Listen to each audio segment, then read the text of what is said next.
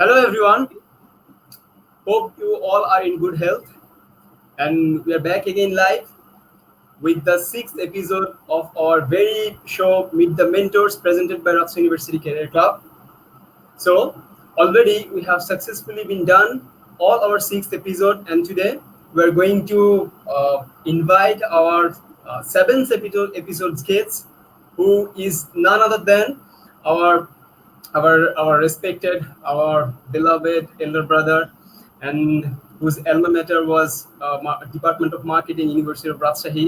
And yeah, within a very short time, we will introduce him with you all. But before that, I would like to share something about his career, his current activity, and his current education, and so many things. So yeah, currently he has been continuing his graduation, maybe postgrad degree, maybe for pursuing a postgrad degree over the University of Southampton at United Kingdom. So there might be a question raised in your mind that is he really get connected with us directly from United Kingdom? Yes, definitely. He is with us directly from United Kingdom, and he has been qualified at 28 BCS in administration, and formerly he had served as an ADC of Chattogram, UNO over Chattogram, and right now he has been pursuing his extra postgrad degree from University of Southampton. So without any further delay and without any further ado, we are just introducing our today's guest of 7th episode, Mr. Saiful Islam Rimal bhai. Please welcome. Thank you. যারা যেখানে শুনছেন আমাকে, আমরা সবাই জানি যে আসলে বাংলাদেশে এখন একটা দুর্যোগের মধ্য দিয়ে আমরা যাচ্ছি। সেটা হলো যে একে তো করোনা ভাইরাস, তার উপরে আবার নতুন করে আমাদের মাঝে এই আঘাত এনেছে আমপান, যেটা সাইক্লোন আমাদের বাংলাদেশের উপর দিয়ে এখন যাচ্ছে। তো এই অবস্থায় দুর্যোগময় সময়ে যে যেখানে আছেন বাংলাদেশের মানুষ, বাংলাদেশে যারা আছেন, উপকূলবর্তী এলাকায় যারা আছেন, সবাই ভালো থাকুন, সেফ থাকুন, এটাই কামনা। এবং সবাই সেফ অবস্থানে নিজে থাকুন, এটা দিয়ে আমরা শুরু করছি।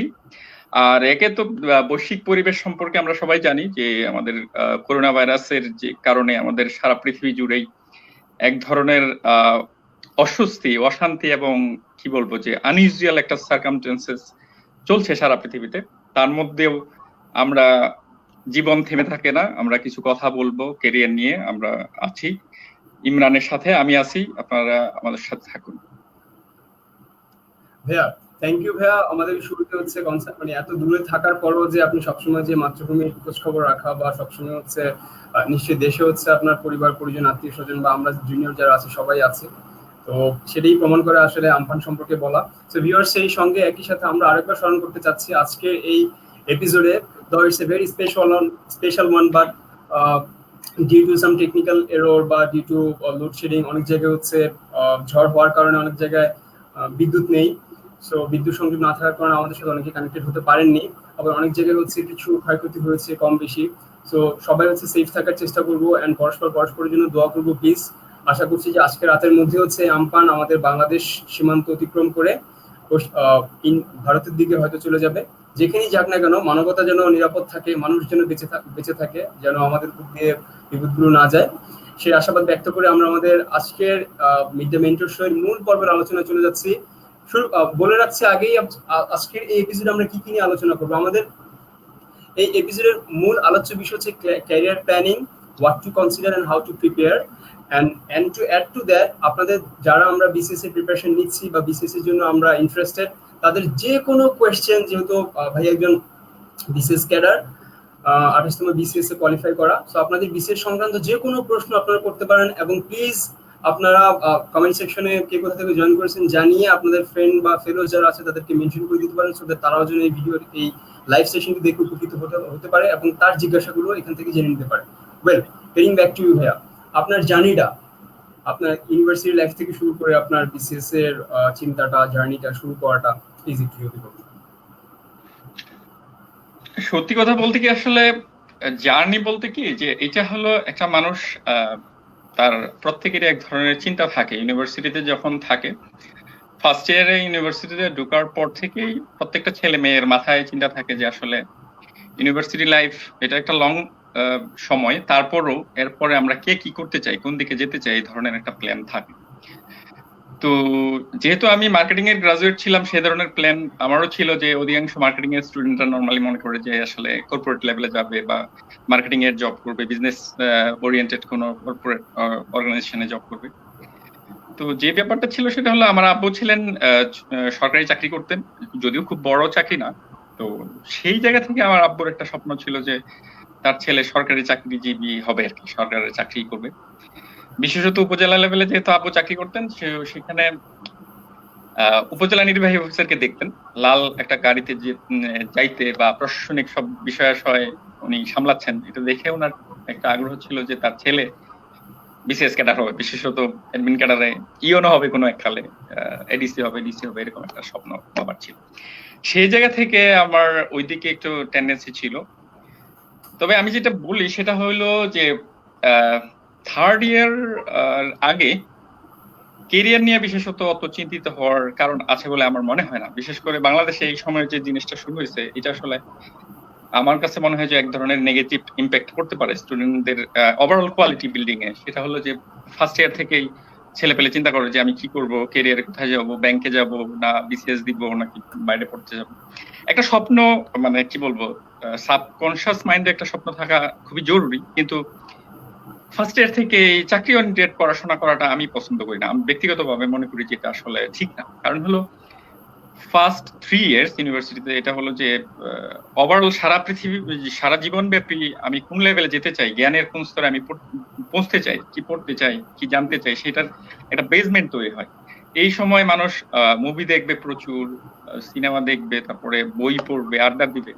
মানে ওভারঅল আমি মনে করি যে তখন মানুষের উচিত ওই বেসটা তৈরি করা। তারপরে আমার ক্ষেত্রে যেটা হয়েছে, আমার ইউনিভার্সিটিতে আমি যখন জয়েন করি তখন মার্কেটিং, যেহেতু মার্কেটিং ইংলিশ মিডিয়ামে ছিল, প্রথম দিকে আমি ইংরেজি বলতে পারতাম না, ইংরেজি লিখতেও পারতাম না ভালো করে। তো 6 মাসের মতো সময় দেওয়ার পরে ওই জায়গা থেকে আমি বেরিয়ে আসছি, এবং আল্লাহর রহমতে মার্কেটিং এর শেষ পর্যন্ত আমার রেজাল্ট খুবই ভালো ছিল।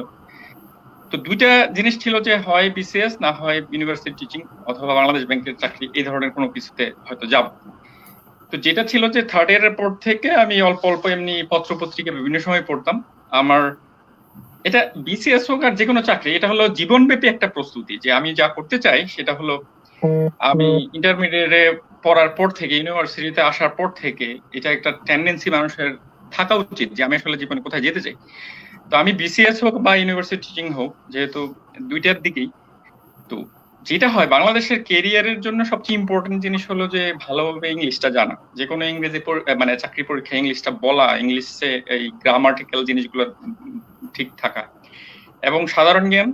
আর সবচেয়ে যে বড় জিনিস সেটা হলো যে যেটা প্রয়োজন সেটা হলো যে চোখ কান খোলা রাখা। এখন দেখা যায় যে আমাদের ইউনিভার্সিটির অধিকাংশ স্টুডেন্ট গুলো যে জিনিসটা সমস্যা হয়, সে তার সাবজেক্টের পড়াশোনা সে প্রচুর করে হয়তো, অথবা কোনো একটা স্পেসিফিক জিনিস নিয়ে প্রচুর পড়াশোনা করে, কিন্তু ওভারঅল গ্লোবাল কনটেক্সট, তারপরে আশপাশে কি হচ্ছে, পত্রপত্রিকায় কি হচ্ছে, খেলা, ক্রিকেট খেলা হোক, সিনেমা হোক, সবকিছু ইম্পর্টেন্ট। এবং বিশেষ করে বিসিএস এ হোক, ব্যাংকের চাকরিতে হোক, এই সবগুলোই কাজে লাগে এক সময়। যেটা দেখা যায় সেটা হলো যে পরীক্ষার হলে গিয়ে বিসিএস এ হলেও দেখা গেলো এরকম রিটেন পরীক্ষায় 60% এন্ড অ্যাবাভ কোশ্চেন কমন পড়বে না, যেটা হলো ইনস্ট্যান্ট লিখতে হবে। তো সেই জিনিসটা মানুষকে তৈরি করতে হলে যেটা করতে হয় সেটা প্রচুর বই পড়তে হবে, ম্যাগাজিন পড়তে হবে, পত্রিকা পড়তে হবে, পড়ে ওভাবে তৈরি করতে হবে। আমার ক্ষেত্রে যেটা হয়েছে, আমি একেবারে ফার্স্ট ইয়ার থেকে আমার নিজের আগ্রহ থেকে, যেটা হলো ইংলিশ ল্যাঙ্গুয়েজের প্রতি এক ধরনের আগ্রহ, লিটারেচারের প্রতি প্রচুর আগ্রহ ছিল, ক্রিকেট, সিনেমা প্রচুর দেখতাম। আর হলো রাজশাহী ইউনিভার্সিটিতে আমাদের যে লাইব্রেরিটা আছে সেখানে টাইমস এর রেগুলার সংখ্যা আসতো, সেটা আমি পড়তাম। এগুলো হলো আগ্রহের থেকে। তো থার্ড ইয়ারের পরে যখন মনে হলো যে বিসিএস, ইভেন বিবিএ দেওয়ার পর, বিবিএ দেওয়ার আগে, থার্ড ইয়ারের শেষে বিবিএ দেওয়ার আগে থেকে মনে হলো যে বিসিএস এর কি কি প্রশ্ন আসে, কিভাবে আসে, এসব বিষয়ে একটু কথাবার্তা বলা বা চিন্তা ভাবনা করা। তো সেইভাবে সিরিয়াসলি একেবারে প্রিপারেশন দিয়ে আমি প্রথমবার বিসিএস দিইনি। অনার্স অ্যাপিয়ার দিয়ে যেদিন আমার মার্কেটিং এর অনার্স পরীক্ষা শেষ হলো, তার 2 দিন পরে ছিল 28তম বিসিএস এর মানে অ্যাপ্লিকেশনের লাস্ট ডেট। তো তখন আমি চেয়ারম্যান স্যারকে বললাম যে 2 দিন আছে স্যার, তো পরীক্ষাটা তো হলো, একটা আমাদের অ্যাপিয়ার্ড সার্টিফিকেট রেডি করে দেন। একদিনে রেডি করে একদিনে অ্যাপ্লিকেশন করলাম অনার্স অ্যাপিয়ার্ড দিয়ে।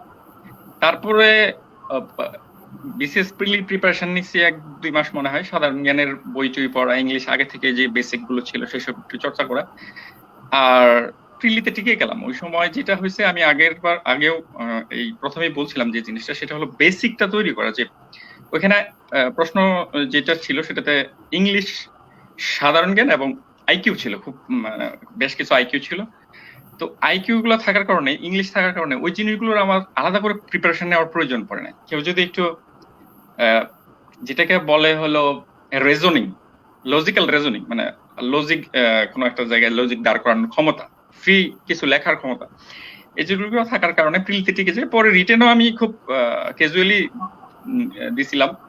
অনেকেই জানে হয়তো যে আমি তখন এমবিএ তে ডিপার্টমেন্টে ফার্স্ট হওয়ার একটা টার্গেটও ছিল সাথে, যদিও সিরিয়াসলি খুব কোনো দিকেই আমি খুব পড়াশোনা করিনি, কিন্তু ওভারঅল সবসময় আমি এনগেজ থাকতাম ইউনিভার্সিটিতে। সে মুভি দেখা হোক, ইংলিশ খুব ভালো মুভিতে দেখা গেল একটা ওয়ার্ড আমি বুঝতেছি না, সেই ওয়ার্ডটা আমি মিনিংটা বের করে জেনে নিলাম, বিবিসির নিউজ দেখলাম, পত্রিকা পড়লাম, তারপরে ক্রিকেটের খোঁজ রাখতেছি, পৃথিবীর কোথায় কি হচ্ছে এই খোঁজগুলো রাখতেছি। এটা হলো জাস্ট এক ধরনের নেক তৈরি করা, যে আসলে আমার এদিকে ভালো লাগা কাজ করে। সবসময় যে বই সাথে নিয়ে সামনে গাইড নিয়ে মুখস্থ করা, সেই জিনিসটা না করলেও হয়। দীর্ঘমেয়াদী একেবারে জীবনের ইউনিভার্সিটি লাইফের প্রথম থেকে স্পেসিফিক্যালি কোনো টার্গেট না রেখে নিজের মতো করে নিজেকে বিল্ড আপ করা, তৈরি করা, যে একটা লেভেলের পরে যেদিকেই আমাকে ফোকাস করতে হোক আমি যাতে ওই লেভেলে যেতে পারি।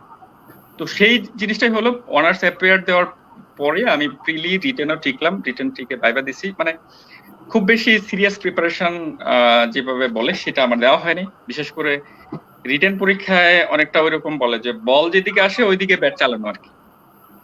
মানে হুইমজে গেলে আগের রাতে এক রাতে একটু গাইডটা একটু উল্টা পাল্টা করা, এবং পরীক্ষার দিন গিয়ে প্রশ্ন আসছে দেখা গেল কিছুই কমন নাই, মনে হয়েছে যা মন হচ্ছে লিখে দিছি। ব্রেনে যা ছিল, যা আইডিয়া ছিল পত্র পত্রিকা পড়ার কারণে যে এক ধরনের বেসিক তৈরি হয়েছে, ওইগুলোর উপরে অলমোস্ট টোটাল রিটেন পরীক্ষার 70% আমি ধরা যায় যে এটা আসলে কিভাবে নিবে লোকজন আমি জানি না, মানে আমরা বলি যেটা যে চাপা আর কি। মানে মনে হলো যে এদিকে লিখতে থাকি। আর যেহেতু প্রথমবার অনার্স অ্যাপিয়ার দিয়ে পরীক্ষা, কনফিডেন্স খুবই হাই ছিল। হাই বলতে কিরকম, যে জানি আবার কিছু হবে না, তো যা মনে হয় লিখে দিই, ওইরকম একটা ব্যাপার ছিল। তো লিখে দিয়ে কিন্তু মানে দেখলাম যে আসলে হয়ে গেছে। তো আরেকটা জিনিস আমি বলি যে আমি বারবার এই জিনিসটার প্রতি গুরুত্ব দিচ্ছি যে বেসিক তৈরিটা, কারণ হলো আমি অনার্স অ্যাপিয়ার দিয়ে 5টা চাকরিতে পরীক্ষা দিই সব মিলে, মানে এমবিএ করতে করতে। তার মধ্যে সব কয়টা চাকরিতে আমার চাকরি হয়, বাংলাদেশ ব্যাংকের এডি, বিসিএস, তারপরে ইস্টার্ন ব্যাংক, সোনালী ব্যাংক, অগ্রণী ব্যাংক, 3টা ব্যাংক, আর 4টা ব্যাংক বেসিক্যালি বাংলাদেশ ব্যাংক নিয়ে, এবং বিসিএস এ অ্যাডমিনে 2বার পর 29-এ 28-এ। তো যে জিনিসটা আমি বলতে যাচ্ছি সেটা হলো যে আমি প্রথম থেকে এই কথাটাই আমি বলতে যাচ্ছি, সবাই অনেকে যেহেতু শুনছে, শুধু আমার লাইফ হিস্ট্রি দিয়ে আসলে প্রয়োজন নাই। আমি যেটা বলতে চাই সেটা হলো ফার্স্ট ইয়ার থেকে ছেলেপেলের উচিত যে ক্যাম্পাসে থাকলে ছেলেপেলে যেটা করে, প্রেম করতে হবে, খুবই জনগুরুত্বপূর্ণ ব্যাপার। প্রেম ছাড়া হবে না, প্রেম রিলেশন থাকতে হবে, প্রেম করতে হবে, প্রচুর আড্ডা দিতে হবে, রাজশাহী ইউনিভার্সিটি থাকলে পশ্চিমবারে যেতে হবে, সবই করতে হবে। কিন্তু সাথে সাথে যে জিনিসটা হয় যে ওই জায়গাটায় যে আসলে আমি তো এখানে একটু পড়াশোনা করতে আসছি, মানে মুভি দেখতে দেখতে একটু নলেজ অর্জন করি, রাস্তায় চলতে চলতে একটু নলেজ অর্জন করি, বন্ধুর সাথে আড্ডা দিতে দিতে করি, এবং দেখা গেল আমেরিকার ট্রাম্প কি করতেছে এটা নিয়ে আমি বন্ধুদের সাথে আড্ডা দিচ্ছি। দেখা গেল যে আসলে ক্রিকেটে কি হচ্ছে সেটা নিয়ে আড্ডা দিচ্ছি, ভালো মুভি, ভালো সিরিয়াল কোথায় কি হচ্ছে, ওভারঅল এইভাবেই হয়ে যায় আর কি। থ্যাংক ইউ ভাইয়া। আপনি অলরেডি হচ্ছে আমাদের অডিয়েন্সদের যে ইন্টারেস্ট ছিল, যে কোশ্চেনগুলো নিয়ে তারা ওয়েট করছিল, অনেক কোশ্চেন হচ্ছে আমাদের স্ক্রিনে ইতিমধ্যে আমরা দেখতে পাচ্ছি। এখানে একটা জিনিস মেনশনেবলি বলে রাখতে চাই, আমাদের সাথে আমাদের ক্লাবের অ্যালামনা যারা আছে, আমাদের ফর্মার সিনিয়র যারা আছে, এখানে সাইদ রাকিব ভাই দেখছি আপনাকে হাই দিয়েছে, দেখুন। তারপর হচ্ছে আমাদের রাকিব লিখেছে আরিফুল ইসলাম আকাশ, নাইস টু সি ইউ ভাই। রাকিবকে দেখছি লিসেনিং অ্যাটেন্টিভলি। আচ্ছা, এরা হ্যাঁ তো ভাই। সব চাকরি বাকরি করে, এরা লিসেনিং অ্যাটেনটিভলি দিয়ে কি লাভ? এরা তো সবাই অলরেডি ইনভলভড ক্যারিয়ারে। না ভাই, তারপরে কিছু ব্যাপার থাকে যে সাকসেসফুল মানুষদেরকে শোনার জন্য চাকরি করে বা না করে, that doesn't issue, that doesn't matter. এছাড়াও ভাই অনেক কোশ্চেন আছে ভিউয়ার্স, অবশ্যই আমরা আপনাদের কোশ্চেন গুলো নিয়ে হচ্ছে আলোচনা করব। আপনাদের কোশ্চেনের যথাযথ উত্তর ভাইয়ের কাছ থেকে আমরা শুনবো সবাই মিলে। কিন্তু ভাই আপনি যে জিনিসটা বললেন যে আসলে আমরা মানে বিসিএস মানে এই সময়ে আমাদের জন্য মানে একদম সোনার হরিণ হয়ে হয়ে গিয়েছে আর কি। একদম রিসেন্ট যে আপগ্রেডটা করা, বেতন স্কেল থেকে শুরু করে মানে ফেসিলিটিস ওভারঅল সবকিছু মিলিয়ে আগে দেখা যেত যে প্রাইভেট সেক্টরে অনেক বেশি ইন্টারেস্ট, অনেক বেশি মানে যদি মানিটারি ইস্যুটা আমরা চিন্তা করতাম যে অনেক বেশি টাকা পয়সা আছে, অনেক অনেক হ্যান্ডসাম এন্ড অনেক ওয়েল লুক্রেটিভ লাইফ। বাট এখন কিন্তু পাবলিক সেক্টরে কিন্তু সেটা হচ্ছে অ্যাড করার কারণে বিসিসি কিন্তু আমাদের ঝোঁকটা আরো বেশি হয়ে গিয়েছে এখন, আগে যেমনটাই ছিল। তো বিষয়টা যেটা হলো, আমি একটু ইন্টারাপ্ট করি, সেটা হলো আসলে এক ধরনের টেবু তৈরি হয়েছে সোশ্যালি যে বিসিএস ক্যাডার হইতে হবে, এক ধরনের হিস্ট্রিয়া, গণহিস্ট্রিয়া বলবো আমি। তো BCS is a good job, no doubt about it. কিন্তু বিষয় যেটা হলো যে একেবারে আমার বিসিএস ক্যাডার হইতে হবে এই ধরনের মরণপণ নিয়োগ করে লাগা, এইটা আসলে এক ধরনের, আমি যেটা বললাম যে এক ধরনের পাগলামি ডেফিনেটলি। কারণ দেয়ার আর হেল লট অফ অপশনস, ইউনো। একজন একটা ছেলে বা একটা মেয়ে কি করবে তার জন্য সামনে কিন্তু অনেকগুলো অপশন থাকে। আমার ক্ষেত্রে আমার ব্রেইনে এই মুহূর্তে যে অপশন গুলো আছে, প্রথম অপশন যদি সবচেয়ে ভালো অপশন হলো কেউ যদি মনে করে যে আমি এন্টারপ্রেনার হবো, নিজে একটা কিছু করতে চাই, সেটা দেখা গেল আইসিটি ফার্ম হতে পারে, নিজের একটা কনসাল্টিং ফার্ম হতে পারে, একটা ব্যবসা হতে পারে, একটা ফার্মিং হতে পারে, যে কোনো কিছু। তো যেটা হয় চাকরিজীবী, সেটা সরকারি হোক বেসরকারি হোক, সকলেই হলো চাকরি। চাকরি মানে হলো যে I am bound to follow some rules and regulations and I have a authority to direct me. কিন্তু যদি কেউ এন্টারপ্রেনার হতে চায়, নিজের জন্য মতো কিছু করতে চায়, ওই সাহসটা যদি থাকে, ওই ধরনের চিন্তা যদি থাকে, ইউনিক কিছু ক্যাপাসিটি তার থাকে, সেক্ষেত্রে সেদিকে যাওয়া উচিত। Number one. Number two, BCS is a good option, I should say obviously. আর এই যে বেতন স্কেল বাড়ছে, আর এখন বিসিএস ক্যাডাররা এত বেশি স্কলারশিপ নিয়ে বাইরে যাচ্ছে, বিভিন্ন জায়গায় পড়াশোনা করতে যাচ্ছে, এটা দুই ধরনের সুবিধা। এক হলো খুব ভালো কোয়ালিটি ছেলে পেলে যারা মনে করে যে আমি আমেরিকায় চলে যাব বা ইউকে চলে যাব, বিদেশে চলে যাব, মাস্টার্স করবো, পিএইচডি করবো, তো যেটা হয় তখন আবার দেশে ফিরে ভালো কোনো জব থাকে না। মানে তাদের জন্য বাংলাদেশের যে কনটেক্সট, যে তোর কথা বলি, ধর তুই ইউকে থেকে একটা মাস্টার্স করে গেলি, তো তোর বন্ধু বান্ধব দেখা গেল ওখানে বাংলাদেশে কোনো চাকরিতে জয়েন করছে, কিন্তু ইন দ্য মিন টাইম 2 ইয়ার্সে বাংলাদেশে কিন্তু তোর জবের যে সেটা পার হয়ে যাবে। তো তুই গিয়ে আবার পরীক্ষা দিয়ে ওই প্রিপারেশনের লেভেলে তুই নিজেকে নিয়ে যেতে পারবি না, তখন তোর ইউকে ডিগ্রি বা ইউএস এর ডিগ্রি দিয়ে বাংলাদেশে কিন্তু চাকরি পাবি না। এটা একটা প্রবলেম। ইভেন বাংলাদেশে ইউনিভার্সিটির টিচারদের নিয়োগেও লোকালি ওই ইউনিভার্সিটি স্টুডেন্ট যারা আছে তাদেরকে প্রেফার করবে। তুই বাইরে থেকে একটা বড় ডিগ্রি নিয়ে গেলে তোর যে ভালো চাকরি দিবে, এটা কিন্তু খুব কঠিন। এই জন্য যদি কেউ মনে করে যে আমি দেশে ফিরতে চাই, আমি বাইরে পড়াশোনা করবো, সেক্ষেত্রে সিভিল সার্ভিস একটা ভালো অপশন। আর নিশ্চয়তা তো একটা ব্যাপার থাকেই যে সরকারি চাকরিতে সবসময় একটা নিশ্চিত জব, সোশ্যাল সিকিউরিটি আর রেকগনিশন আছে। সোশ্যালি এখন বাংলাদেশে সিভিল সার্ভিসের লোকজনকে রেসপেক্ট করে অনেক বেশি মানুষজন। তো ইটস ট্রু, কিন্তু সাথে আদার অপশনস, খুব ভালো ভালো অপশন আছে। ব্যাংকে চাকরি করো, কর্পোরেট লেভেলে যা। এখন কোনো একটা স্পেসিফিক চাকরি, ভালো চাকরি বলে কোনো চাকরি নেই। প্রত্যেক চাকরিতে প্রস এন্ড কনস আছে। প্রাইভেট সেক্টরে যেরকম আছে সমস্যা, পাবলিক সেক্টরে আছে। তো এখন কেউ স্পেসিফিক একটা জবকে যদি জীবন মরণ মনে করে, সেটা আমার মতে ঠিক না। আমার মতে যেটা করতে হবে সেটা হলো at least you have to have at least 3 plans, plan A, plan B, plan C. If you fail in plan A, go for plan B. যদি তোর কথা বলি, যদি তোর বা আমার অনেক ছেলে পেলের বা ছেলে মেয়েদের কারো বিসিএস হলো না, go for banking job. Banking job হলো না, প্রাইভেট জব। অথবা প্রথম থেকেই কেউ মনে করতে পারে যে আমি কর্পোরেট লেভেলে খুব শাইন করবো, সে কর্পোরেট লেভেলে চলে যাবে। আরেকটা জিনিস হলো যে ইউনিভার্সিটির স্টুডেন্টদের প্রত্যেকের কোয়ালিটি এক হবে না, এটা কোনোদিনই না, পৃথিবীর কোথাও হয় না। মানে স্টুডেন্টের কোয়ালিটি, এটা হলো ক্যাপিটালিজমের সাথে রিলেটেড। পৃথিবীর সকল মানুষ কোনোদিন সমান হবে না, কমিউনিজম আলটিমেট গোল অর্জন করা সম্ভব না। সেরকম পৃথিবীর প্রত্যেকটা স্টুডেন্টের কোয়ালিটি এক হবে না। অতএব নিজেকে self assessment is very important. Like আমি কিসের জন্য উপযুক্ত, মানে আমি কি বিসিএস দিলে বিসিএস এ ওই লেভেলে আমি পৌঁছতে পারবো? আমি কি ব্যাংকিং এ গেলে ভালো করবো? কর্পোরেট লেভেলে আমি ভালো করবো? ইভেন আমি একটা কথা বলি, এই জিনিসটা একটা মিসকনসেপশন আছে যে এই যে আমি রিমেল অ্যাডমিন ক্যাডারে চাকরি করি, 28তম বিসিএস, এখন এডিসি ছিলাম বাংলাদেশে থাকতে, এখন পিএইচডি করতে আসছি। আমি আলটিমেটলি সফল নাকি একজন প্রাইমারি স্কুলের শিক্ষক যে গ্রামে থেকে ওইখানে 20, 22, 25 হাজার টাকা বেতন পাচ্ছে এবং গ্রামে তার স্ত্রী সন্তান সহ আছে, ওইখানে শাকসবজি সে নিজে চাষ করে খাচ্ছে, স্কুলের শেষে এসে বাচ্চাদের সময় দিতে পারতেছে, ওইখানে থাকছে, সে বেশি সুখী না আমি সুখী, এটা কম্পেয়ার করা খুব কঠিন। এখন প্রত্যেকেই বিসিএস ক্যাডার হবে না, প্রত্যেকেই কর্পোরেটে ব্রিটিশ আমেরিকান টপকতে চাকরি করবে না, প্রত্যেকেই কি বলবো যে বাইরে স্কলারশিপ নিয়ে পিএইচডি করতে যাবে না, বাইরে সেটেলড হয়ে যাবেন, এক একজনের এক এক গোল থাকে। এখন এই স্টুডেন্ট লেভেলের মধ্যে কেউ হয়তো প্রাইমারি স্কুলের চাকরিটাই তার জন্য পারফেক্ট। তো নিজের কোয়ালিটি সম্বন্ধে এক ধরনের অ্যাসেসমেন্ট থাকা, ইভালুয়েট করা যে আমি আসলে কোন লেভেলের জন্য উপযুক্ত, ইটস ভেরি ইম্পর্টেন্ট। এই অপশনগুলো আছে। আর একটা জিনিস হলো যে আমাদের ওই যে যেটাকে বলি কর্পোরেট সেক্টরেও প্রস এন্ড কনস আছে, গভর্নমেন্ট সেক্টরেও আছে। গভর্নমেন্ট সেক্টরের প্রস গুলো আমি বলি, প্রস গুলো হলো যে ওই যে যেটা আমি বললাম, সোশ্যাল সিকিউরিটি আছে, চাকরির একটা নিশ্চয়তা আছে, তারপরে আশপাশের লোকজন মনে করে এখনো বাংলাদেশে একটা টেবু রয়ে গেছে যে সরকারি চাকরি করে মানে ভালো চাকরি করে এরকম। কিন্তু দিনের শেষে আমি কিসে স্যাটিসফ্যাকশন পাচ্ছি, ইটস ভেরি ইম্পর্টেন্ট। ধর আমি যেটা হই, আমি এখানে পিএইচডি করতে আসছি, কিন্তু আমি আমার 10 বছরের চাকরি জীবনে সবচেয়ে বেশি স্যাটিসফ্যাকশন পাইছি যে আমার যেখানে আমি চাকরি করতাম সাধারণ মানুষ, একেবারে সাধারণ মানুষের জন্য কিছু কাজ করা যায়, সুযোগ আছে। আমার বেতন, আমার চাকরি, আমার প্রমোশন, এটা তো আমার থাকবে, কিন্তু সাধারণ মানুষের জন্য কিছু করার সুযোগ আছে।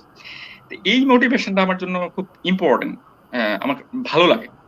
দেখা গেল যে অনেকে বলে যে সিভিল সার্ভিসে বা অনেক জায়গায় হয়তো মানে সিভিল সার্ভিস না, এখন প্রাইভেট সেক্টর, পাবলিক সেক্টর, সব জায়গায় খারাপ মানুষ আছে, সব জায়গায় করাপ্টেড লোকজন আছে। সেই জায়গায় আমি যদি একটা ভালো পজিশন থাকি এবং মানুষকে সেবা দেওয়ার চেষ্টা করি, তো এটা কিন্তু একটা সার্ভিস, তো সাথে সাথে নিজের ক্যারিয়ারটাও করি, এইভাবে আমি চিন্তা করি আর কি। থ্যাংক ইউ ভাইয়া। ভাইয়া আপনি যেটা বললেন যে এই আলোচনাটা আগের আলোচনা, অর্থাৎ শুরুর আলোচনা, আপনি যেটা বললেন যে দেখো মানে বিসিএস এর জন্য বা যে কোনো জবের জন্য আমাদেরকে তো জব ওয়ার্ল্ডে যেতেই হবে, কিন্তু প্রথম মোটামুটি ফার্স্ট ইয়ার, সেকেন্ড ইয়ার বা থার্ড ইয়ার পর্যন্ত মোটামুটি চেষ্টা করে যে এনজয় করার জন্য, মুভি দেখছো সেই জিনিসটা থেকে লার্ন করার জন্য, কোথাও ঘুরতে গিয়েছো সেই জায়গা থেকে লার্ন করার জন্য, অর্থাৎ অল টাইম একটা কন্টিনিউয়াস লেসন নেওয়ার মধ্যে থাকা। গল্প করছি সেখানেও কিছুটা, পড়ছি সেখানেও কিছুটা। কিন্তু ভাইয়া মানে আসলে আমরা না হচ্ছে ইনডিসিশনে থাকি যে ফার্স্ট ইয়ার থেকেই শুরু করবো কোচিং করা নাকি থার্ড ইয়ার ফোর্থ ইয়ারে যে করবো, এটা যদি আরেকটু মেনশন করতেন। আচ্ছা আমি একটু স্পেসিফিক্যালি বলি, সেটা হলো আমার একটু টাইম টু টাইম বলি। প্রথম ফার্স্ট ইয়ারটা উচিত হলো ইউনিভার্সিটিতে এক্সপ্লোর করা, ফ্রেন্ডশিপ তৈরি করা প্রচুর, তারপরে হলো যে প্রচুর মুভি দেখা এবং যে সাবজেক্টে সে পড়তেছে সেই সাবজেক্টের উপরে এক ধরনের দখল নিয়ে আসা। মানে আমি বলছি না যে 24 ঘন্টা পড়তে হবে, মানে ন্যাকটা তৈরি করা। আর হলো বাংলাদেশে এখন এই সময়ে যে সমস্যাটা হয়েছে যে আমিও এখন ফেসবুকে প্রচুর মানে এডিক্টেড বলা চলে, কিন্তু সাথে সাথে যে জিনিসটা করা উচিত প্রচুর বই পড়া উচিত। বই পড়ার অভ্যাসটা ছেলে পেলে কমে গেছে। First year, second year, third year at least sporadically, মানে যখন যেটা সামনে আসে প্রচুর পড়াশোনা করা, সেটা হলো ভালো লাগার জন্য, মানে চাকরির জন্য না। এই আমার সাবজেক্টের জিনিস মুখস্থ করা, আমার যে কোনো বিষয়ে পড়াশোনা করা। আমি এই কথাটা বারবার বলি যে রাজশাহী ইউনিভার্সিটিতে যে টাইম ম্যাগাজিনের অরিজিনাল ভার্সন পাওয়া যায়, এটা কয়টা ছেলে মেয়ে জানে? বা ইউনিভার্সিটি গুলোতে নীল খেতে গেলে যে রিডার্স ডাইজেস্টের প্রচুর পুরাতন কপি পাওয়া যায়, কিনতে পাওয়া যায়, মানে পুরাতন ওল্ড কপি মাত্র 15-20 টাকা, যেটা এখানেই 150 মানে 200-300-500 টাকা দাম, সেটা হয়তো 20 টাকায় পাওয়া যায় পুরাতন কপি। রিডার ডাইজেস্ট পাওয়া যায়, ফিনান্সিয়াল এক্সপ্রেস পাওয়া যায়, তারপরে টাইমস পাওয়া যায়। এই জিনিসগুলো আমি যেটা বলতে চাচ্ছি যে মানে broaden your horizon, you know what I mean, like পৃথিবীটার মধ্যে কি হচ্ছে, পৃথিবীর বিভিন্ন কর্নারে পলিটিক্যালি অ্যাওয়্যার হওয়া, সোশ্যালি অ্যাওয়্যার হওয়া, তারপরে মানে সোসাইটি কিভাবে চেঞ্জ হচ্ছে। আর বিশেষ করে আমি বলি, আমি যেহেতু মার্কেটিং এর স্টুডেন্ট, আমার যেটা মানে ন্যাক ছিল, সেটা এখনো আছে, সেটা হলো অবজারভেশন। সোশ্যালি যে চেঞ্জ গুলো হচ্ছে, আশপাশে কি হচ্ছে, এই জিনিসগুলো খুব অবজারভেশন খুব ইম্পর্টেন্ট। তো একটা ধীরে ধীরে ধীরে ধীরে অজান্তে একটা কোয়ালিটি তৈরি হবে। মানে আমি সচেতন ভাবে কোনো বিষয়ে প্রিপেয়ার হচ্ছি না, কিন্তু আমার প্রিপারেশন হয়ে যাচ্ছে। আমি বলি যে আইএলসে আমি একবার 8 পাইছি, তার মধ্যে রিডিং এ আমার 8.5, ইটস এ গুড স্কোর তো 8.5 যে আমি রিডিং এ পেয়েছি, 8.5 ভাই, how is 8.5 possible? Reading a. তো আমি 3বার আইএলটিএস দিয়েছি, 3বারের কোনোবারই আমি রিডিং এ 8 এর নিচে পাই নাই। এটার কারণ কি? কারণ হলো এই যে আমি বললাম যে রিডিং হ্যাবিট। আমি কিন্তু টাইম ম্যাগাজিন পড়তাম এই কারণে না যে আমার বিসিএস এ হেল্প করবে বা আমাকে চাকরিতে হেল্প করবে বা আমি ভবিষ্যতে কোনো এককালে আমি আইএলটিএস দিব, এটা আমার চিন্তাই তখন ছিল না। কিন্তু আমার মধ্যে ওই জিনিসটা ছিল যে ইংরেজিতে এত সুন্দর করে কথা বলে লোকজন, লেখে, আমার এরকম এটা কিন্তু একটা শখের বিষয়, শখ লাগা থেকে যে লোকজন আমি টিভিতে দেখি যে কি সুন্দর করে ইংলিশে কথা বলে, তারপরে খুব সুন্দর করে কেউ ইংলিশ লেখে, কোনো ম্যাগাজিনে খুব সুন্দর একটা সেন্টেন্স পেলে আমার কাছে মনে হতো যে এত সুন্দর একটা সেন্টেন্স স্ট্রাকচার কিভাবে করবো। এই আগ্রহ থেকে আমি কিন্তু ইংরেজিটা বিভিন্ন ম্যাগাজিনে আমি পড়তাম। একটা মুভি দেখলে এখনো স্টিল, আমার ওয়াইফ ছিল আমার পাশে, সে সাক্ষী, দেখা গেল যে একটা মুভি 2 ঘন্টা 20 মিনিটের একটা মুভি আমি অ্যাটলিস্ট 5 ঘন্টা সময় নিয়ে আমি দেখি, একটা সেন্টেন্স যাতে কোনোভাবে মিস না হয়। আমি কালকে একটা মুভি দেখতেছিলাম, সেটা হলো শার্লক হোমস, যেটা হলো রবার্ট ডাউনি জুনিয়রের যেটা শার্লক হোমস, ওই মুভিটা আমি দেখলাম। সেটা 2 ঘন্টা 5-7 মিনিটের মুভি, সেটা আমি প্রায় 3.5 ঘন্টা সময় নিয়ে আমি দেখছি নেটফ্লিক্সে। এখন আমার কোনো সমস্যা হয় না, ইভেন হেয়ারিং এর সমস্যা হয় না। মুভি দেখলে ওরা কি বলে অটোমেটিক আমি শুনতে পাই, বুঝতে পারি, তারপরও প্রতিটা সেন্টেন্স বুঝে বুঝে আমি আগাই। এটা হলো এই ন্যাকটা থাকতে হবে যে আমার ভালো লাগা কাজ করতেছে, আমি মুভি দেখতেছি, আমি এনজয় করতেছি, সাথে আমার এক ধরনের ডেভেলপমেন্ট হচ্ছে, সেলফ ডেভেলপমেন্ট। আমি একটা উপন্যাস পড়তেছি, উপন্যাসে সেন্টেন্স স্ট্রাকচারটা কিরকম, ল্যাঙ্গুয়েজ কিভাবে সে ইউজ করছে, তার কল্পনা কিভাবে ইউজ করছে, সে ইমাজিনেশন খুবই ইম্পর্টেন্ট সব ক্ষেত্রে, সব জায়গায়।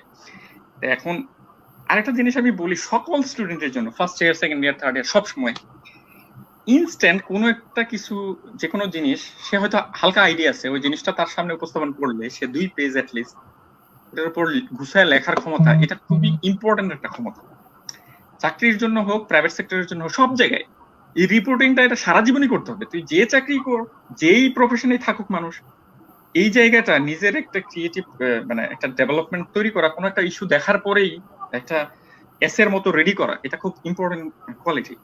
তো সেটা হলো একটা শরৎচন্দ্রের একটা উপন্যাস পড়ার পরে, হুমায়ুন আহমেদের একটা উপন্যাস পড়ার পরে একটা ক্যারেক্টার কিভাবে থ্রো করতেছে, সে কিভাবে চিন্তা করতেছে, ক্রিয়েটিভ কিভাবে সে একটা স্টোরি মেকিং করতেছে, একটা লেখক, এই জিনিসগুলোর প্রতি একটু আগ্রহ থাকলে আমার মনে হয় না যে ওই যে বিসিএস পরীক্ষা হোক বা প্রাইভেট ব্যাংকের হোক, পরীক্ষার আগের 1 মাস একেবারে এই হাতের মধ্যে শীত চোথা নিয়ে মুখস্থ করা, এই জিনিসটার প্রয়োজন পড়ে না। আমি জানি না, আমি মার্কেটিং এ এমবিএ তে ফার্স্ট ছিলাম, বিবিএ তে 4-5 জনের মধ্যে ছিলাম, কিন্তু আমার এন্টার লাইফে আমি কিন্তু কোনোদিনই আমি শীত বা চোথা সামনে নিয়ে মুখস্থ করছি বলে আমার মনে পড়ে না। ইনফ্যাক্ট আমরা 4-5 জনের একটা গ্রুপ ছিল, কোনোদিনই একটা নোটও আমি ফটোকপি করে নিই, সিনিয়র কোনো বড় ভাই নোট করছে, ওটা আমি ফটোকপি করে এটা মুখস্থ করছি, এটা আমার লাইফে কোনোদিন হয়নি। কারণ হলো আমি জাস্ট ক্লাস লেকচার গুলো রেডি ফলো করতাম, স্যাররা কি বলছে, বইয়ের মধ্যে কি লেখা আছে রিডিং করতাম, পড়ে মাথার মধ্যে জাস্ট আইডিয়াটা নিতাম। বাকি লেখার যে ব্যাপারটা সেটা আমি লিখবো, সেটা আরেকজনের সে কিভাবে লিখছে ওই জিনিস আমার মুখস্থ করার প্রয়োজনটা আসবে কেন?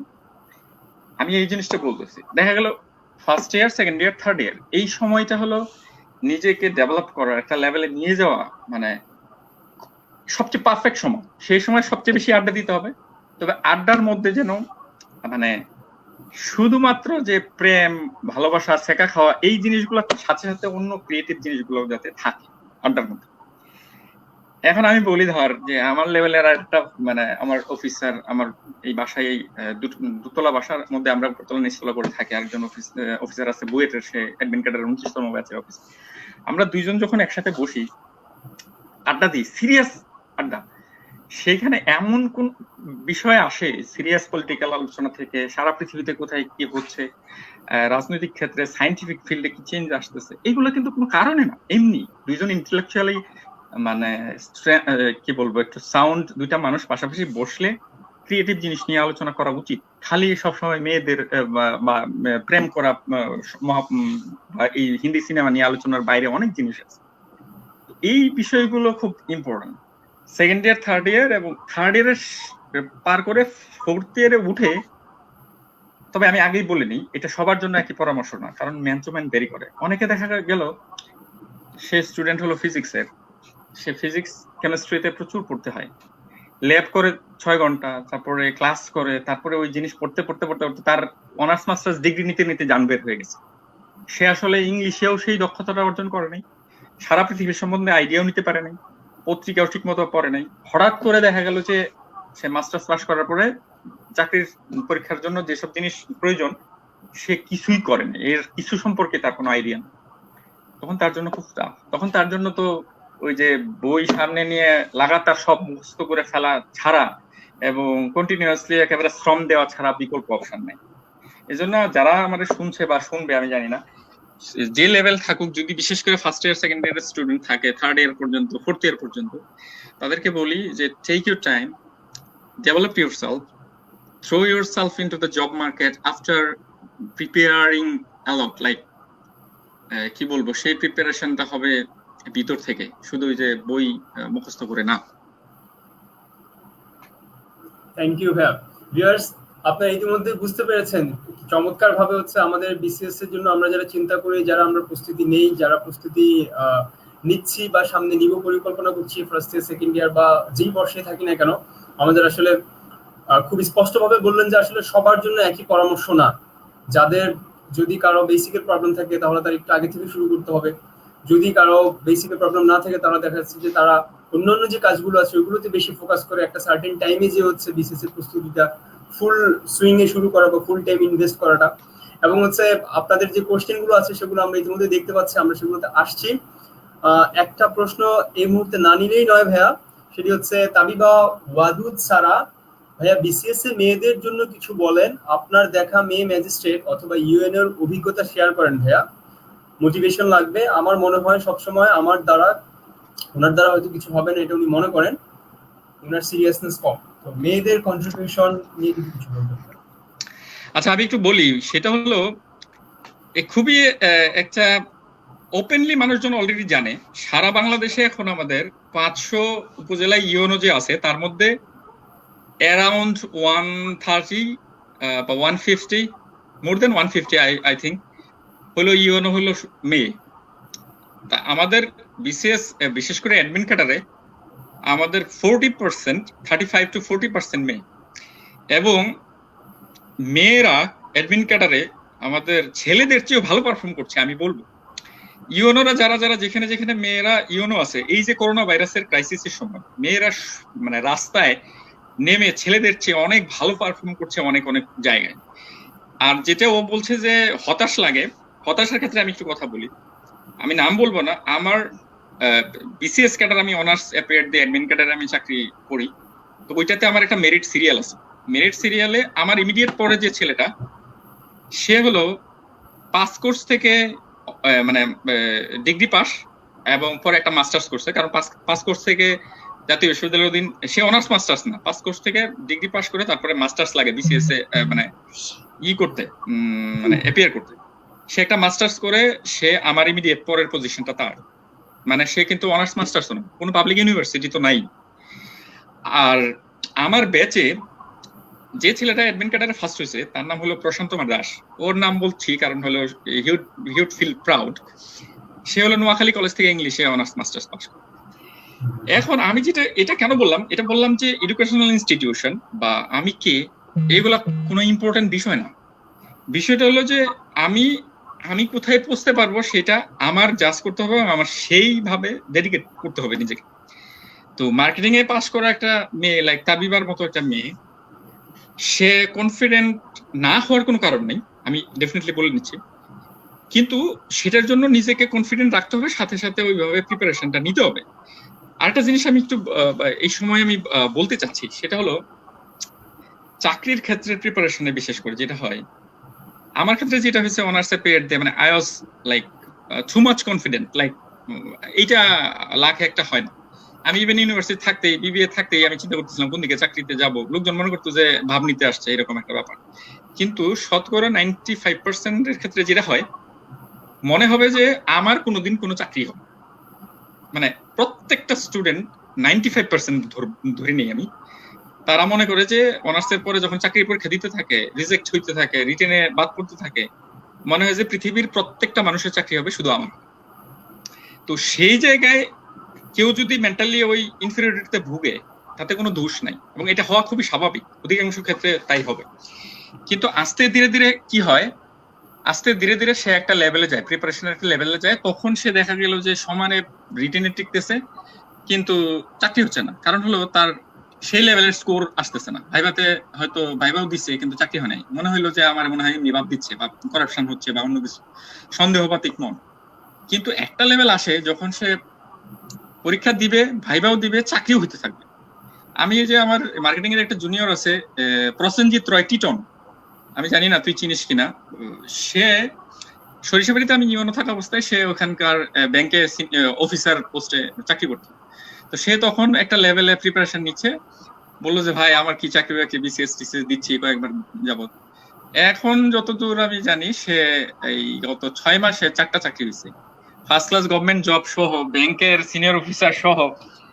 তো যে জিনিসটা হলো আমি বলতে চাচ্ছি যে একটা কথা আছে হিন্দিতে যে ওয়াক্ত সে পেহলে নেহি মুকদ্দার সে জিয়াদা নেহি, মানে হলো প্রত্যেকের জন্য তার নিজস্ব একটা ওয়াক্ত আছে, সময় আছে, যেই সময়ে সে গিয়ে ওই আলটিমেট মঞ্জিলে মকসুদ যেটা বলে সেটাতে সে পৌঁছবে।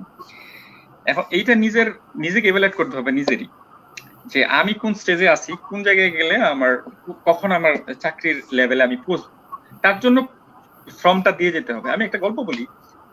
আমি তখন সম্ভবত 3rd ইয়ারে রাজশাহী ইউনিভার্সিটি মার্কেটিং এ আমি পড়ি। আমি মেসে থাকি, মেসে থাকা অবস্থায় আমার ময়মনসিংহ গফরগাঁওয়ের একটা ছেলে গেল আমার এখানে ভর্তি পরীক্ষা।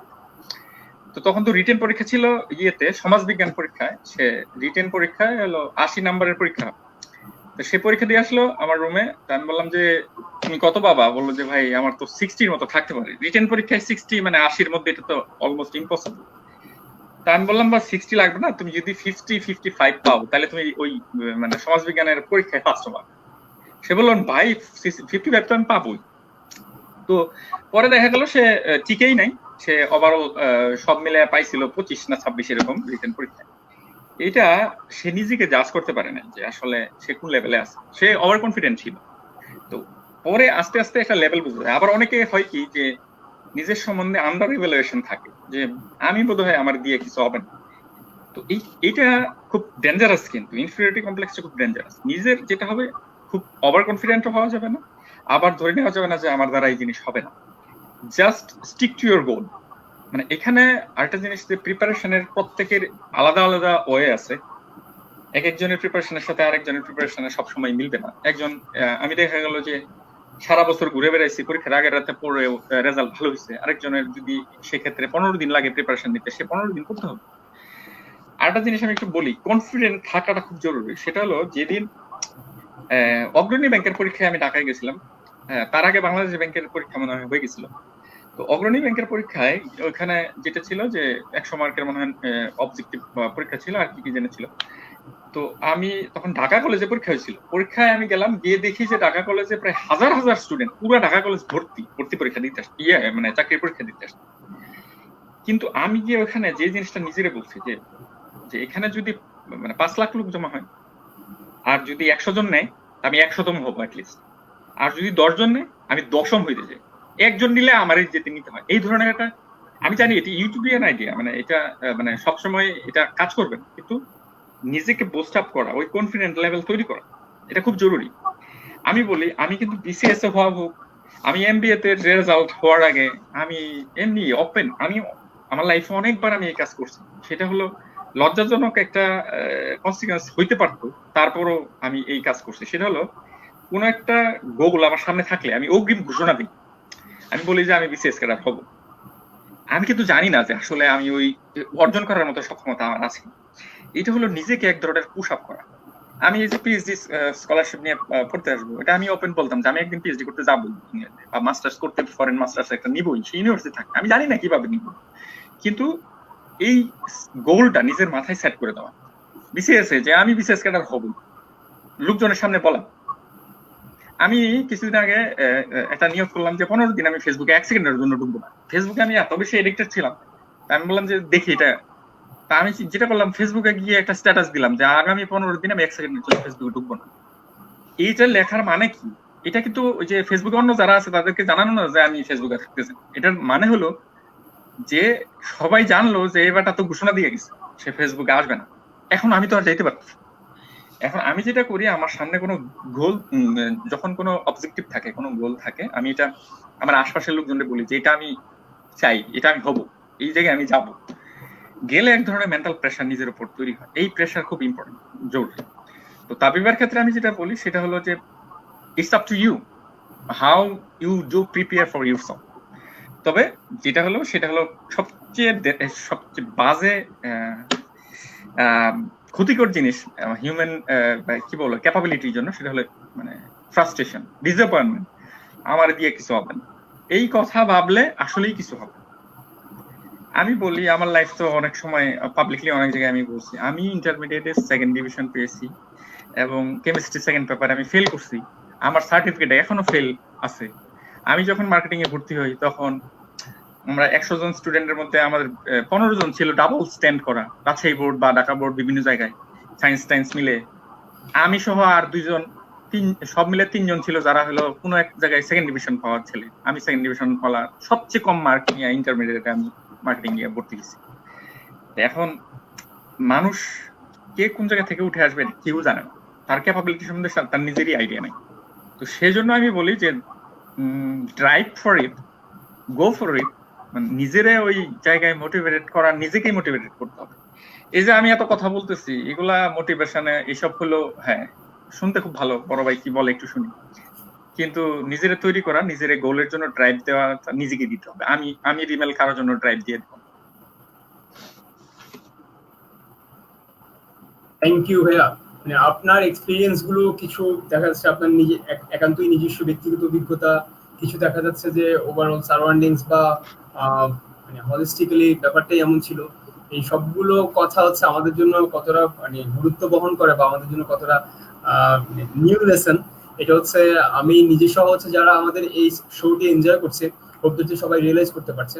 ভাইয়া আমাদের আমাদের বিশেষ পরীক্ষা যেটি হয় যে এখনো পর্যন্ত আমাদের মধ্যে কিছু বিষয় মিসকনসেপশন তো রয়েছেই, আর কিছু ব্যাপার যেটা থাকে যে মানে ট্যাবু যেটা বলা হয়ে যাওয়া, দেখা যাচ্ছে যে ক্যান্ডিডেট থাকে প্রচুর, আর আমরা জানিও যে ওই পরিমাণ পোস্টও নাই, ওই পরিমাণ মানে রিক্রুটও হবে না। সো আমি বা আপনি বা তারা কেউ না কেউ অবশ্যই একটা বড় অংশ ঝরে যাবে, বাদ পড়ে যাবে। এই বিষয়, এই দিকটা আপনি কিভাবে দেখেন আমাদের দেশের পার্সপেক্টিভে?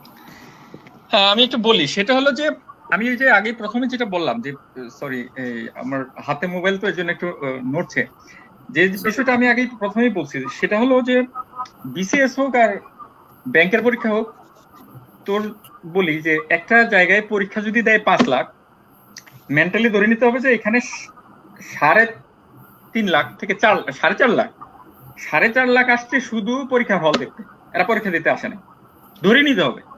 এটা একেবারে বাস্তব। 5 লাখ পরীক্ষার্থী যেখানে পরীক্ষা দিতে গেছে সেখানে 4.5 লাখ গেছে পরীক্ষার হলে যাওয়ার জন্য, এদের দর্তব্যের মধ্যে রাখার কিছু নেই। ধরে নিতে হবে যে 50,000 পরীক্ষার্থী পরীক্ষা দিতে আসছে, এখন প্রিলিতে হয়তো টিকবে 15,000, তার মধ্যে হালকা প্রিপারেশন আছে আরো 10-15,000, সিরিয়াস প্রিপারেশন আছে হয়তো 20,000। তো অরিজিনাল পরীক্ষার্থী 20,000, তার মধ্যে হয়তো 10,000 নেই অরিজিনাল পরীক্ষার্থী। আমি খুবই জেনে বুঝে বলছি এই নাম্বারগুলো। তো সেই ফাইট করতে হবে 2 to 1, মানে প্রতি 2টা সিটের জন্য, একটা সিটের জন্য 2 জন ফাইট করছে, অরিজিনাল ফাইটার যারা, মানে অরিজিনালি লেভেল কোয়ালিটি যাদের আছে। এখন যে ছেলেটা সে আসলে কিছুই মানে কোনো প্রিপারেশনে নাই, সেও তো ফর্ম তুললে ওটা কাউন্ট হয়, নাম্বার কাউন্ট। তো যে চাকরির পরীক্ষায় যে পরীক্ষা দিক, কতগুলো নাম্বার অ্যাপ্লিকেশন পড়ছে, এই জিনিসটাতে দেখারই তো প্রয়োজন আমি দেখি না। It's you, like who can make the change. It's not the number like you are competing with. It's you who is gonna make the change, you know. Like আমি বলি যে যদি কেউ মনে করে যে আমার কোয়ালিটি আছে, সেক্ষেত্রে আমি যেরকম আগে বলতেছিলাম যে আমি যদি নিজের মধ্যে কনফিডেন্ট হই যে 100 জনের মধ্যে 10 জন নিবে, তা আমি 10ম হই, তাতে আমার কোনো প্রবলেম নেই। আমি 10ম হইলেও আমি চাকরিটা পাচ্ছি। যদি একজন নেয়, সেই একজন হওয়ার জন্যই আমাদের ফাইট করব। এখন এইটাতে এই যে এত বেশি মানুষ মানে অ্যাপ্লাই করছে, মানে হলো সবাই কিন্তু বিসিএস কন্টেন্ট নেন না। তারপরে হলো যে ব্যাংকে, বাংলাদেশ ব্যাংকে এতগুলো লোকজন পরীক্ষা দিতে আসছে, সবাই পরীক্ষা দিয়ে চাকরি করার জন্য আসে, পরীক্ষা দিতে আসছে। তো সেইভাবে চিন্তা না করে নিজের কোয়ালিটি তৈরি করাটা হলো সবচেয়ে বুদ্ধিমানের কাজ। কারণ হলো ওখানে 5 লাখ লোক আসছে, ওই 5 লাখ লোকরা আসা তো তুমি ঠেকাইতে পারবে না, নাকি পারবে? It's not in your hands, you know. 5 lakh লোক হোক 10 লাখ লোক হোক পরীক্ষা দিতে আসছে, তাদের আশা ঠেকানোটা তোমার হাতে নাই। তোমার হাতে কি আছে? তোমার হাতে আছে যে তুমি কোন লেভেল পর্যন্ত প্রিপেয়ার হয়ে যাইতে পারো। That's it. আরেকটা জিনিস আমি বলি যে এক ধরনের কথাবার্তা প্রচলিত আছে যে মামা চাচা খালু ঘুষ দিয়ে চাকরি পেতে হয়। এইটা ভালো জবগুলোতে কোনোদিনই হয় না। বিসিএস এ বাংলাদেশের ইতিহাসে একটা সময় 2-1টা বিসিএস একটু উল্টাপাল্টা হয়েছে, কিন্তু বিসিএস বলো, বাংলাদেশ ব্যাংক বল, তারপরে হলো এখন যে অন্যান্য ব্যাংকগুলো আছে সিনিয়র অফিসার জুনিয়র অফিসার লেভেলে কিছু তদবির কাজ করে, তো এগুলো তো সবই হলো মেরিট ওরিয়েন্টেড জব। তদবির করে কেউ চাকরিতে ঢুকছে আমি তো জানি না।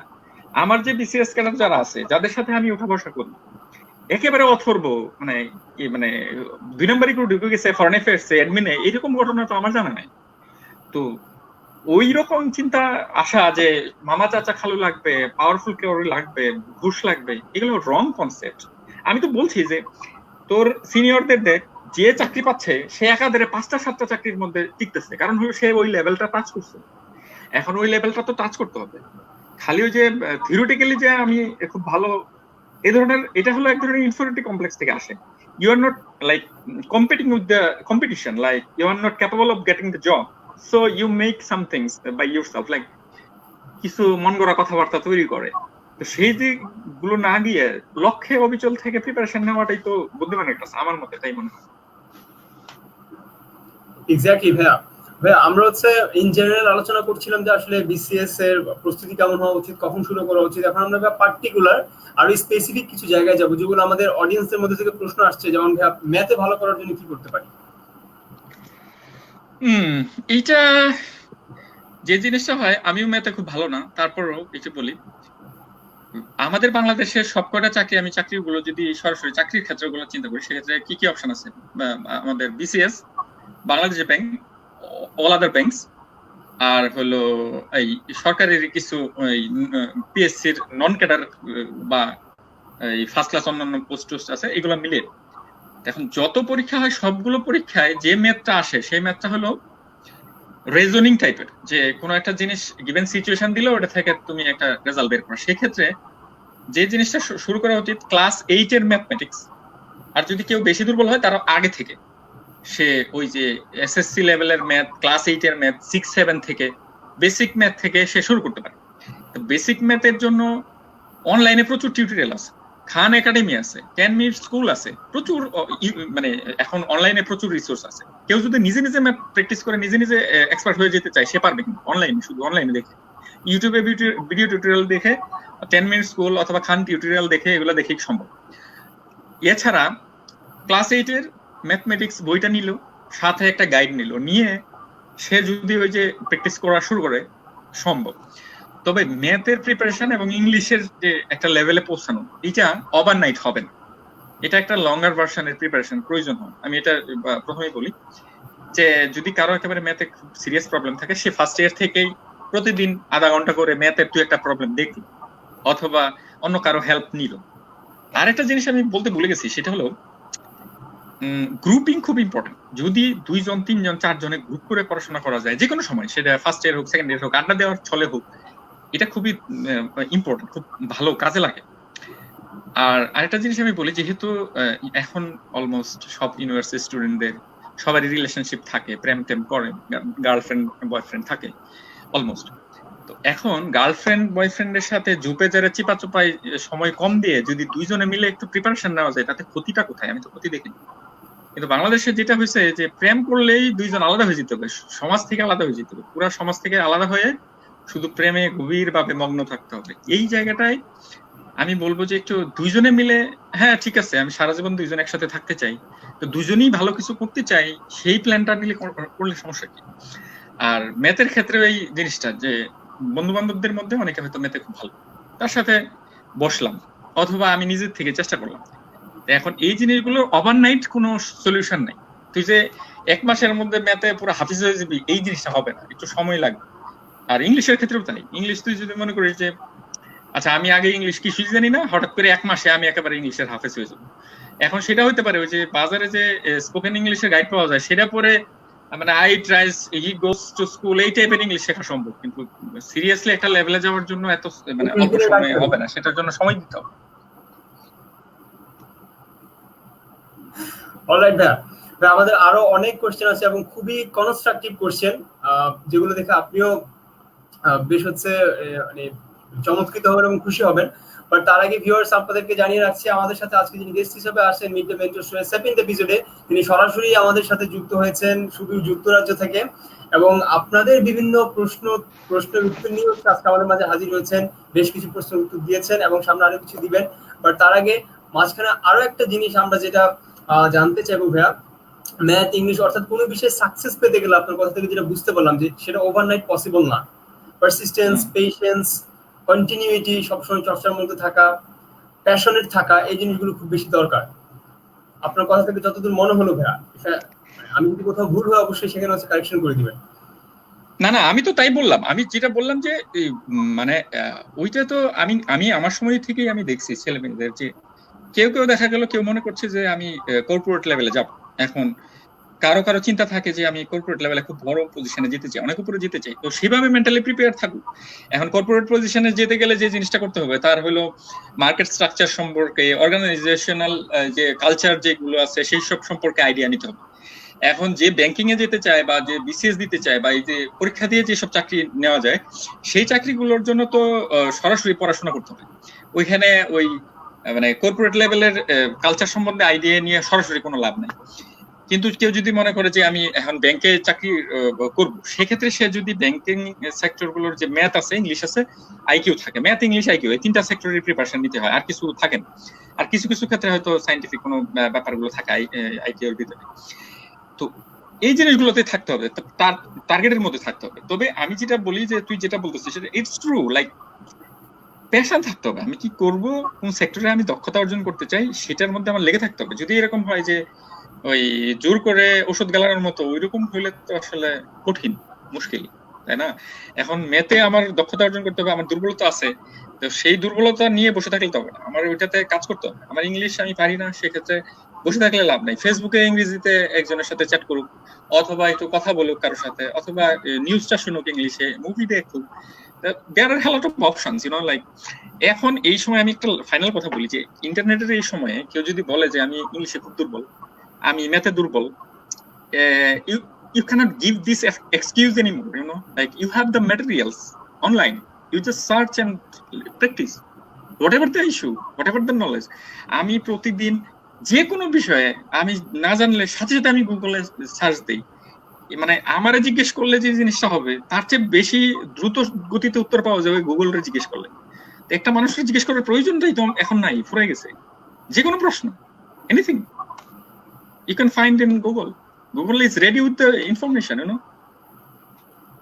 থ্যাংক ইউ ভাইয়া। এবার হচ্ছে আমরা আমাদের শো এ একদম শেষ দিকে চলে আসছি, বাট শো এর একদম শেষ সময়টা পর্যন্ত আমরা চেষ্টা করবো যে আমরা যত ভ্যালিডলি হচ্ছে আমরা টাইমটা আমরা ইউজ করতে পারি, বা হচ্ছে আমরা আপনার কাছ থেকে জেনে নিতে পারি। কুইক কোয়েশ্চেন সেশনটাতে আপনার কাছ থেকে জানতে চাইবো, আমাদের এই লকডাউন বা এই হোম কোয়ারেন্টাইন শেষ হলেই কিন্তু আমাদের সব পরীক্ষাগুলো সার্কুলার হয়ে যাবে, বিসিএস এরও হবে। এখন এবার ভাই আপনার কাছে প্রশ্ন, প্রিলি রিটেন একত্রে প্রস্তুতি নেওয়ার জন্য কি করা লাগবে? একত্রে প্রস্তুতির জন্য তাই বলছিস? জি। এটা হলো যদি এমন হয় যে প্রিলি পরীক্ষাটা একেবারে 2-3 মাসের মধ্যে হবে, তাহলে go for the preli guide and প্রিলির প্রিপারেশন শর্টকাট প্রশ্নগুলো। আর যদি মনে হয় যে আমি 1-1.5 বছর সময় আমার হাতে আছে, then go for the both, like simultaneously. কারণ হলো রিটেন পরীক্ষার প্রিপারেশন আর প্রিলি প্রিপারেশনে তফাৎ কিছু নাই। রিটেনে যে প্রশ্নগুলো আসে সেই প্রশ্নগুলো ডিটেলসে যদি পড়ে, ধর ইস্যু ভিত্তিক পড়াশোনা করতে হবে। তখন ধর তুই বললি যে নারীর ক্ষমতায়নের পৃথিবীব্যাপী যত চুক্তি হয়েছে, যত ধরনের হয়েছে, কি বলে ডিসকাশন হয়েছে, ওয়ার্ল্ড ওয়াইড যত রকম থিওরি চলমান আছে, সব বিষয় নিয়ে নারীর ক্ষমতায়ন এই জিনিসটা টোটাল প্রিপারেশন নিয়ে নিতে হবে। কত সালে কোথায় কি চুক্তি হয়েছে, তারপরে হলো পরিবেশ কি, মানে যেটা পরিবেশ বিষয়ক যে ব্যাপার, ক্লাইমেট চেঞ্জের কোথায় কবে কি মিটিং হয়েছে, কি অর্গানাইজেশন ওয়ার্ল্ডের কাজ করতেছে, একসাথে ইস্যু ভিত্তিক। তো সেক্ষেত্রে ইস্যুটা কভার করে ফেলতে হবে। একটা ইস্যু কভার করলে ওই সংক্রান্ত ছোট ছোট প্রশ্নগুলো অটোমেটিক কভার হয়ে যাচ্ছে। সেক্ষেত্রে বোধ। আর যদি মনে হয় যে আমার হাতে সময় আছে মাত্র 2 মাস, সেক্ষেত্রে প্রিলির গাইড, তারপরে যে কারেন্ট অ্যাফেয়ার্স, কারেন্ট ওয়ার্ল্ড, এগুলা নিয়ে পড়তে হবে, শর্টকাট প্রিপারেশন। তখন খুবই অল্প সময় আমার ঘরের মধ্যে কেউ দা নিয়ে খুব দেওয়ার জন্য রেডি হয়ে আছে, তখন আমার ওই শর্টকাটে যেত। থ্যাংক ইউ ভাইয়া। এইবার হচ্ছে আমরা আরো যে বিষয়গুলোতে আসবো সেটি হলো যে আমাদের আপনি বলেন যে টপিক ওয়াইজ পড়ার জন্য, রিটেন সহ প্রস্তুতি নেওয়ার জন্য। কিন্তু ভাই আমাদের তো মানে 200 মার্কের প্রস্তুতির জন্য দেখা যাচ্ছে কোন বিষয়গুলো ফোকাস করা দরকার, যেটা প্রিলিতেও কাজে লাগে, রিটেনেও কাজে লাগছে, এবং সেগুলোর জন্য কি না আমি বলছি, ধর আমি একটা জাস্ট এক্সাম্পল দিই। ধর তুই বললি যে ক্লাইমেট চেঞ্জ, এখন ক্লাইমেট চেঞ্জের বলবে যে এই ব্রাজিলে যে একটা ক্লাইমেট চেঞ্জের মিটিং হয়েছিল ওয়ার্ল্ড ওয়াইড, ওটা কত সালে হয়েছিল, অথবা ক্লাইমেট চেঞ্জের যে এই কতগুলো দেশ ওটাতে সাইন করছে চুক্তিগুলোতে। এরকম প্রত্যেকটা বিষয় কিন্তু প্রিলিতে যে প্রশ্নগুলো আসবে সেটা হলো যে কোন সালে, কত তারিখে, তারপরে হলো এটার মানে কি, এটাতে কতটা পক্ষ জড়িত ছিল, ওই দেশ ছিল কিনা। প্রিলির প্রশ্নগুলো তুই জানিস যে এক কথায় প্রশ্নগুলো থাকবে, এক কথায় উত্তর, তার মধ্যে 4টা অপশন থাকবে, সেই অপশন থেকে একটা উত্তর দিতে হবে। তো সেক্ষেত্রে তুই যদি রিটেন, ধর একটা জিনিস আমি বলে ফেলি যে বাংলাদেশের সংবিধানে মানবাধিকার, অথবা হ্যাঁ মানবাধিকারের যে একটা বিষয় বাংলাদেশে আছে, কতগুলো ধারা আছে, ওই কোন ধারায় কি আছে। এখন রিটেনে যদি আসে যে মানবাধিকার সম্পর্কে বাংলাদেশ সংবিধানে কি বলা আছে, এখন তুই কিন্তু ডিটেলস প্রত্যেকটা ধারা ওই সংখ্যা সহ তুই বলবি। আর যদি প্রিলিতে প্রশ্ন আসে তাহলে বলবে যে স্পেসিফিক্যালি এই কৃষকের অধিকার কোন ধারায় আছে। তখন কিন্তু তোর ওই অধিকারগুলো যদি মুখস্থ থাকে, একটা রিটেন প্রশ্ন, কিন্তু ওইখান থেকে প্রশ্ন প্রিলিতে তো ওই ভিতরের থেকে আসবে, আর বাইরে কোথাও থেকে আসবে না।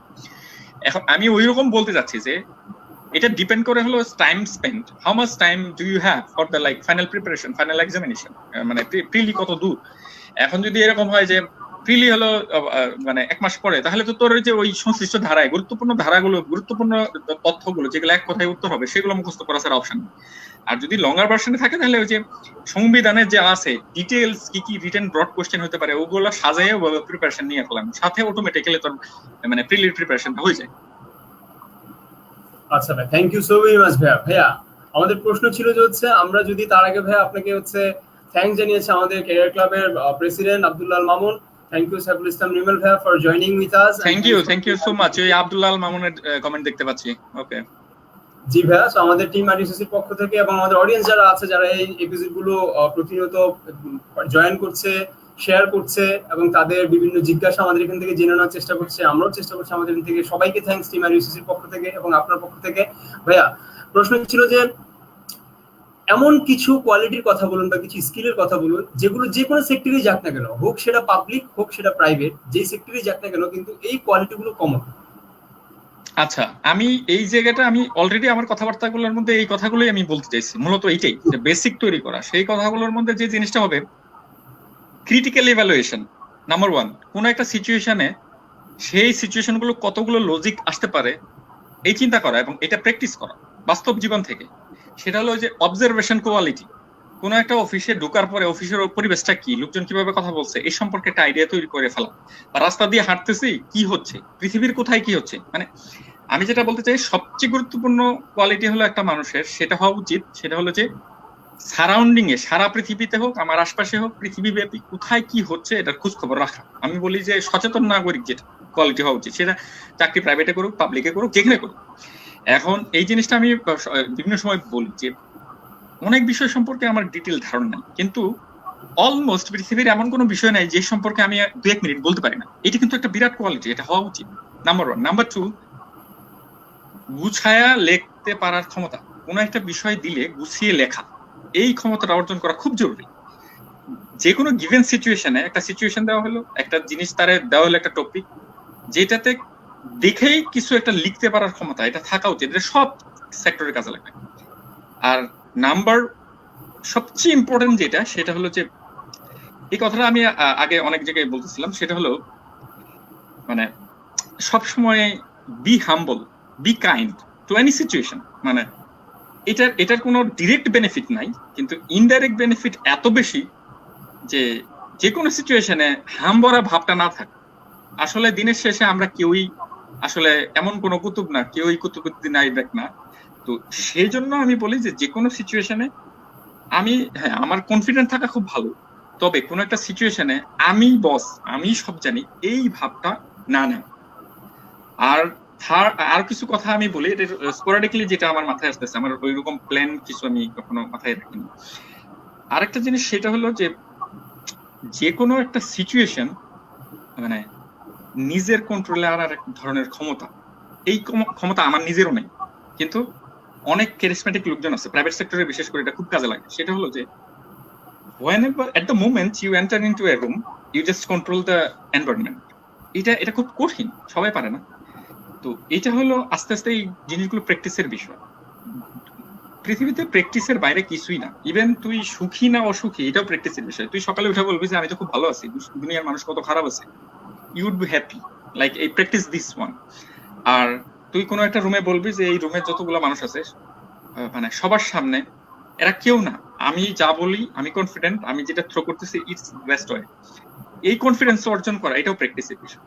তা আমি যেটা বলি যে আমার মধ্যেও যে কোয়ালিটি নাই সেটা অন্যরা অর্জন করুক, সেটা আমি চাই যে কোনো একটা বিষয় প্র্যাকটিস করে অর্জন করা। পৃথিবীতে সুখে থাকাটাও প্র্যাকটিসের বিষয়, সৎ থাকা প্র্যাকটিসের বিষয়।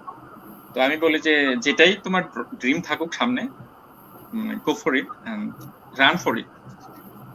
আর লাস্ট একটা কথা আমি বলিনি, সেটা হলো যেহেতু আজকে ক্যারিয়ার নিয়ে কথা হচ্ছে, ক্যারিয়ার নিয়ে সর্বশেষ কথা হলো এই যে যেখানে যে ক্যারিয়ারে গিয়ে তুমি পৌঁছাও সেখানে মানে মোটিভেটেড থেকে সেখানে আন্তরিকতার সহিত কাজ করার চেষ্টা করলে সেই জায়গায় ভালো থাকা সম্ভব। প্রত্যেকের কোনো একটা স্পেসিফিক জব, স্পেসিফিক ক্যারিয়ারের প্রতি পাগলের মতো ছোটার প্রয়োজন নাই। এবং পৃথিবীতে ভালো থাকার জন্য এই চাকরির পজিশন, সমাজের পজিশন, টাকা পয়সার পজিশন মানে জরুরি না। জরুরি হলো যে আমি ভালো আছি এই বিশ্বাস।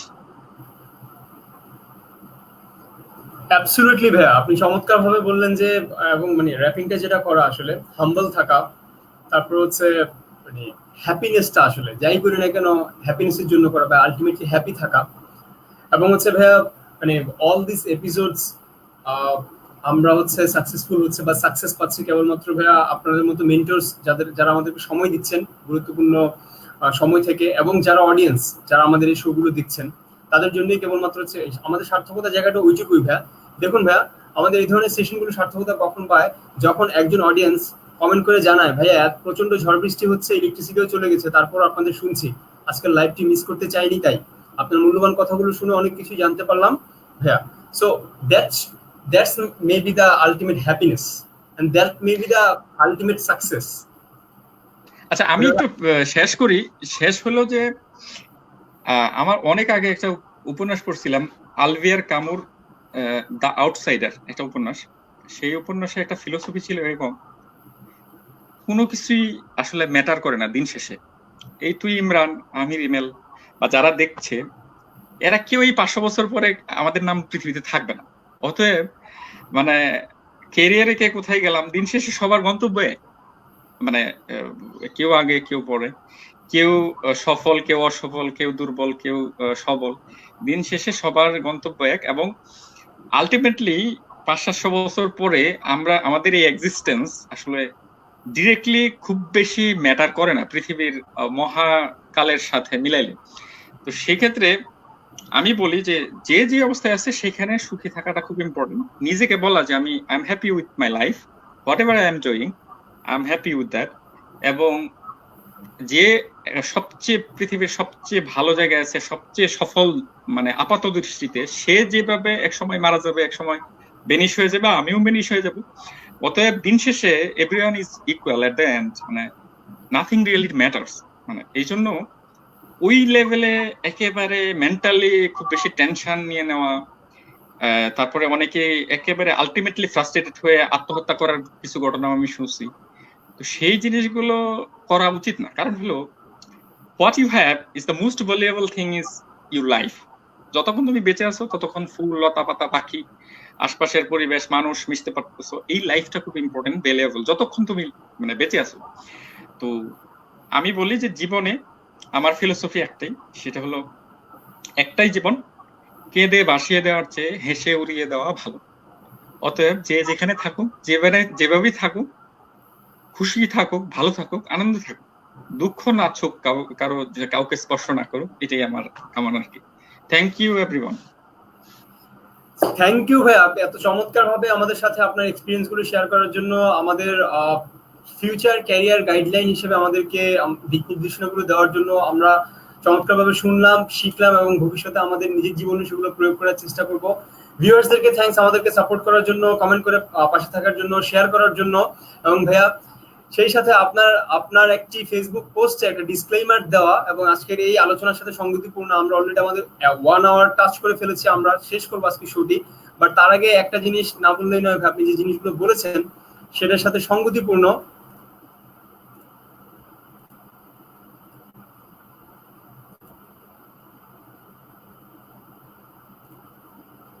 আমরা স্ক্রিনে দেখতে পাচ্ছি ভাইয়া, এটি হচ্ছে আপনার একটা ফেসবুক স্ট্যাটাসে দেওয়া আপনার ডিসক্লেইমার।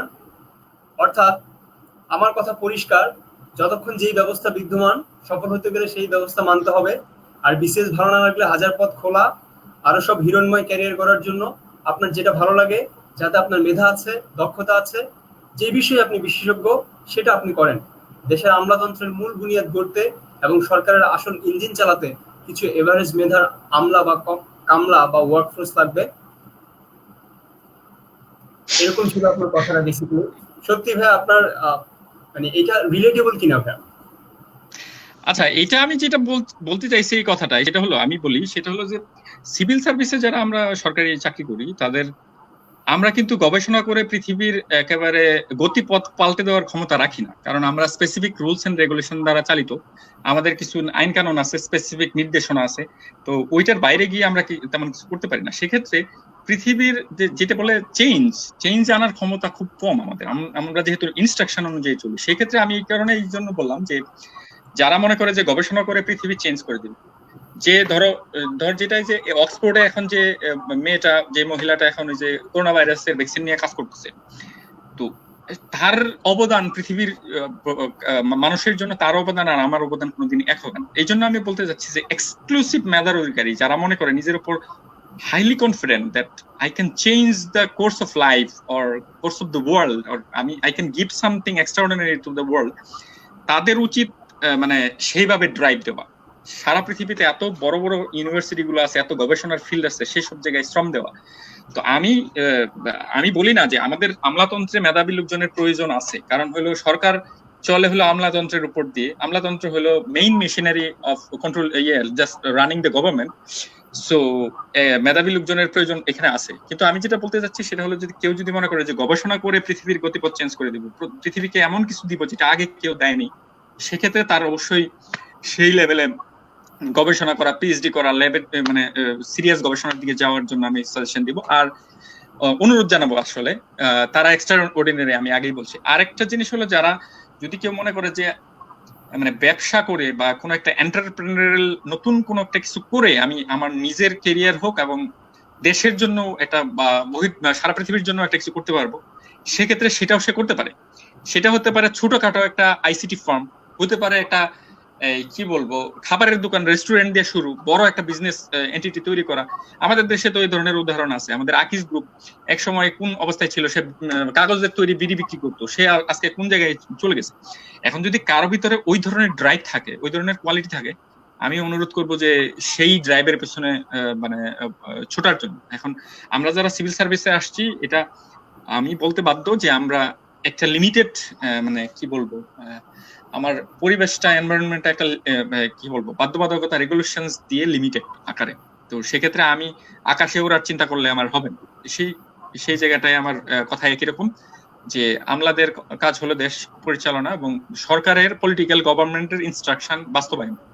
কিন্তু পৃথিবীর গতিপথ নতুন কিছু করা, পৃথিবীকে একেবারে ইউনিক কিছু দেওয়ার জন্য এই রাস্তা এটা না। থ্যাংক ইউ ভাই। অর্থাৎ আমরা যেটা মানে মূল আমাদের যেটা কথা ছিল যে ভাই যাই করি না কেন ভালো কিছু করি, আমার যেটা পটেনশিয়াল আছে সেটা চেষ্টা করি এবং দিন শেষে ভালো মানুষ থাকি এবং হচ্ছে দেশ মানে ওভারঅল ওয়ার্ল্ডের জন্য, নিজের দেশের জন্য, নিজের ব্যক্তি নিজের জন্য ভালো কিছু করি। অর্থাৎ ভালো কিছুর সাথে থাকি, ভালো কিছু চিন্তা করি, ভালো কিছু করার চেষ্টা করি। That's it. যা কিছু ভালো তার সঙ্গে প্রথম আলোর জায়গায় নিজেরা বসাই দিলেই হবে। এক্স্যাক্টলি ভাই। এবং সর্বশেষ ভাই, আজকের এই ওভারঅল ডিসকাশনের মেইন যেই philosophy ছিল আমাদের, that's life is beautiful wherever you are, whatever we are doing, just try we should try to make ourselves happy and we should try to make ourselves humble. আপনি যেটা বললেন হাম্বল থাকার চেষ্টা করা, and এগুলো চেষ্টা করলে এন্ড আমাদের মানে উদ্যমী থাকলে, পরিশ্রমী হলে লাইফ ইজ বিউটিফুল, এটা আসলে মুখ দিয়ে বের হতে আর সময়ের ব্যাপার। সো এই চমৎকার সিনারিটা, এটা ভাইয়ের ওয়াল থেকে নেওয়া একটা ছবি, হয়তো কোথাও ঘুরতে গিয়েছিলেন। যেহেতু এই ছবিটা তুই দিছিস, আমি একটু কথা বলার লোভ সামলাইতে পারলাম না আর কি। সেটা হলো, প্রত্যেকের ভিতরে একটা শিশু বসবাস করে, একটা কিশোর বসবাস করে।